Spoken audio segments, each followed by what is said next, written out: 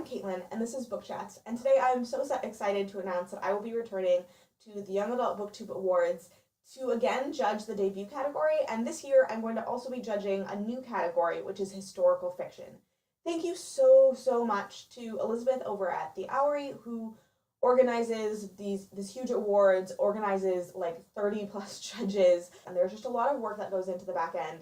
And you can definitely tell that Elizabeth is working hard to get everything going and get everything lined up. And I would also like to thank Harriet Rosie for making our graphics. It is so nice to have someone who knows what they're doing to create graphics. And then, of course, that is probably not as exciting to you guys as the awards themselves. So I want to let you know that this year we have 10 categories. We have some new categories. We've switched things around a little, but don't worry, there's some returning categories as well. And we've also switched up a bunch about the awards. So I'm going to give you a bunch of information here, but I'm also going to put a bunch of information in the description bar. So if you're like, Caitlin, I'm super bored of listening to you talk, I would really just like to read all of this, it's all down in the description bar as well, okay? To start, we have our contemporary category, and that's any contemporary novel that is a young adult book that was released in 2017. And so it can range from really serious books that have kind of really heavy topics they're dealing with, to really light, fluffy books, to your contemporary romances that just make your heart aflutter. All of those kind of fall into the contemporary category, and you guys are welcome to nominate them. Then we have a thriller mystery category. This one is returning from last year. We have a fantasy category that's definitely returned from last year. Make sure when you're nominating your fantasies that they are young adult fantasies and not new adult fantasies. I know there's some really popular authors who cross over between YA and new adult in their various series, so just keep an eye on that when you're nominating. Then we have a sci-fi dystopian category. So we decided this year to put sci-fi and dystopian together because oftentimes dystopians are sci-fi, although they are not always sci-fi, and it made more sense to have the categories together than to have them apart. So nominate your favorite space opera, your favorite dystopian wasteland, your favorite sci-fi and dystopian books that were released in 2017 and that are young adult novels. Again, all of these are young adult novels, not new adult novels, not adult novels, not middle grade novels, young adult novels.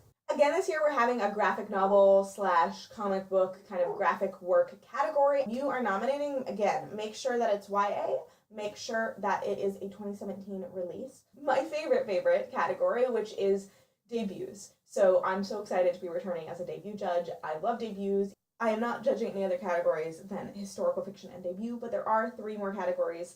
One of them is retellings, so that's any kind of fairy tale retelling. Again, like these last 3 categories I'm going to talk about are ones that this one kind of can cross over, and then the others definitely can. If you have a retelling you love and you nominate it, then it also happens to be sci-fi, or it also happens to be contemporary, or it also happens to be fantasy. Like, you can nominate it in both categories. That's not a problem.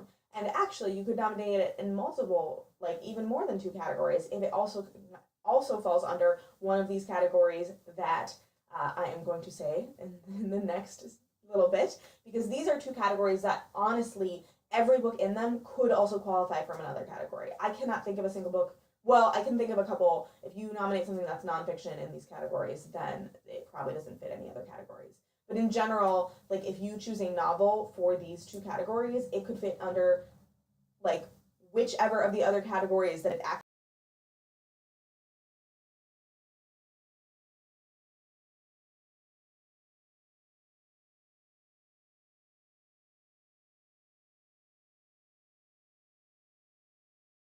which highlights books with main characters who are part of a marginalized sexuality or gender identity. Books in that category really like could qualify in other categories. I just want to implore you guys, before you submit your ballot, to take a look at what you nominated for one of those categories and ask yourself, did I leave blank another category that this book could be nominated in?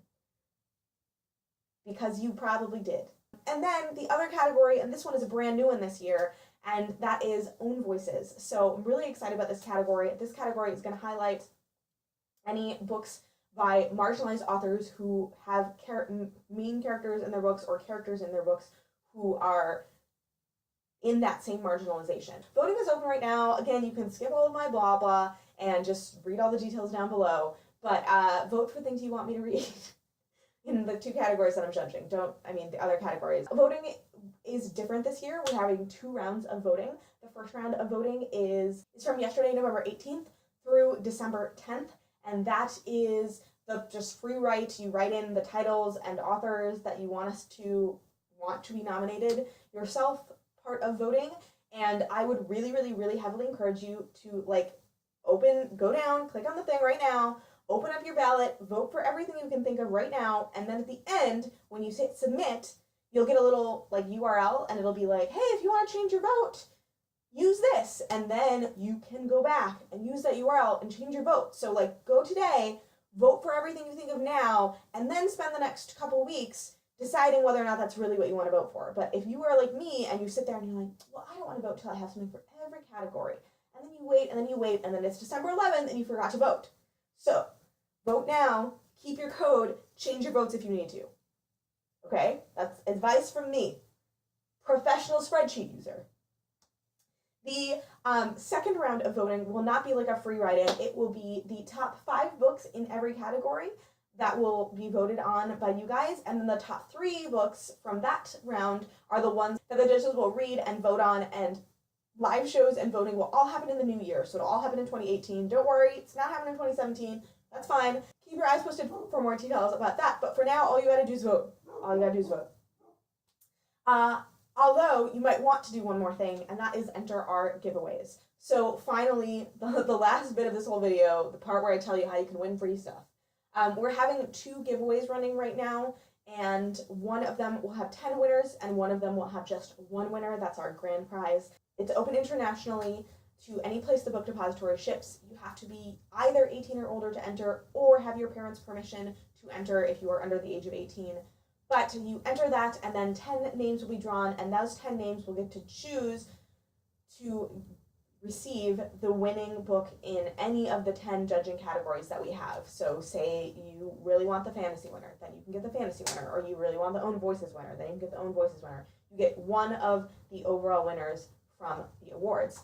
And then our grand prize winner, and this one is unfortunately only open in the United States, one grand prize winner will win a copy of all 10 of our winners. So 10 books total, one from each category, who wins each category.